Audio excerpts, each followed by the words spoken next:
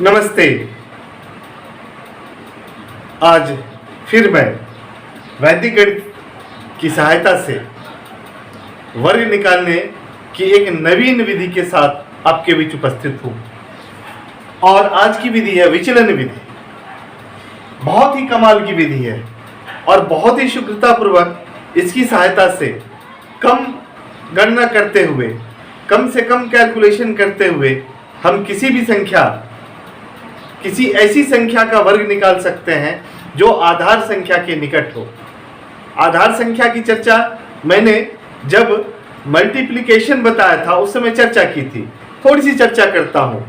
आधार का मतलब होता है 10, 100, 1000, 10,000, अर्थात ऐसी संख्या जो 10 के घात में हो वह आधार संख्या कहलाती है। एक पर जितने भी जीरो डालते चले जाएं, सब के सब आधार संख्या कहलाएंगी। तो इन संख्याओं के निकट जो संख्या होती है उसका वर्ग निकालना बहुत ही सरल हो जाता है। तो आइए हम जानते हैं कि इसका प्रयोग कैसे करें। अब मैं एक उदाहरण देता हूं। यदि 103 का वर्ग निकालना हो तो अब यह आधार संख्या 100 के निकट है। समझना है, यह आधार संख्या 100 के निकट है। तो इसके साथ अंतर कितना हो गया? तो 100 में 3 जोड़ेंगे तो 103 होता है, यानी विचलन +3। तो जो मूल संख्या है प्लस विचलन और विचलन का स्क्वायर, यही वर्ग हो गया। जो मूल संख्या है फिर आधार के साथ उसका विचलन, यहाँ प्लस में है तो प्लस देंगे, माइनस में है तो माइनस देंगे, और फिर विचलन का स्क्वायर। यहाँ आपने देखा कि मैंने 03 लिखा, 03 विचलन लिखा। गुणन में भी बताया था कि आधार संख्या में जितने शून्य होंगे उतने अंकों का विचलन होगा। यहाँ आधार 100 है, इसमें 2 शून्य है, इसलिए विचलन 2 अंकीय होगा। यदि यही 1000 के पास हो तो यहाँ 3 अंकों में लिखेंगे, 10 के पास हो तो 1 अंकों में लिखेंगे, 1 अंक में लिखेंगे। यदि 10,000 के पास हो तो 10,000 में 4 शून्य होते हैं तो विचलन 4 अंकों में होगा। यह हमें समझना होगा।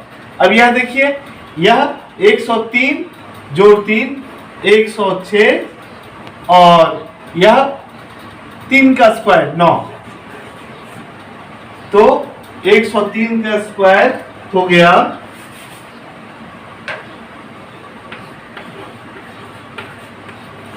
10609। एक और उदाहरण से इसको समझिए।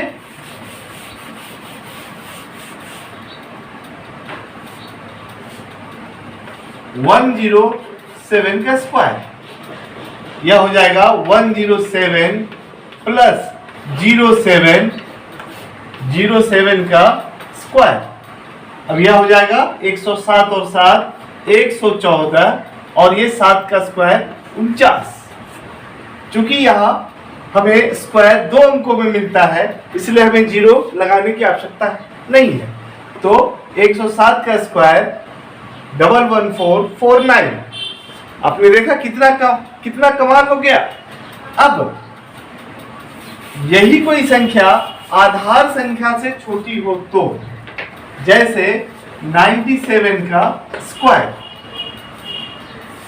अब यह क्या है? आधार 100 के निकट तो है, लेकिन यहां पर विचलन ऋणात्मक है, माइनस में है 97, और यहां पर विचलन होगा -3, इसलिए -03, चूंकि 100 के निकट है, -03 का स्क्वायर। अब ये 97 -03 94, और ये -03 का स्क्वायर 09। 97 का स्क्वायर 9409 है ना जादू। तो हम विचलन विधि का प्रयोग कर आधार संख्या के निकट, चाहे यह 100 के निकट हो, 1000 के निकट हो, 10,000 के निकट हो, आधार से बड़ी संख्या हो, आधार से छोटी संख्या हो, हम सब का वर्ग स्क्वायर बहुत ही आसानी से सरलता पूर्वक ज्ञात कर सकते हैं। आगे वर्ग की विधि के साथ मैं पुनः आपके बीच उपस्थित होऊंगा। बहुत बहुत धन्यवाद।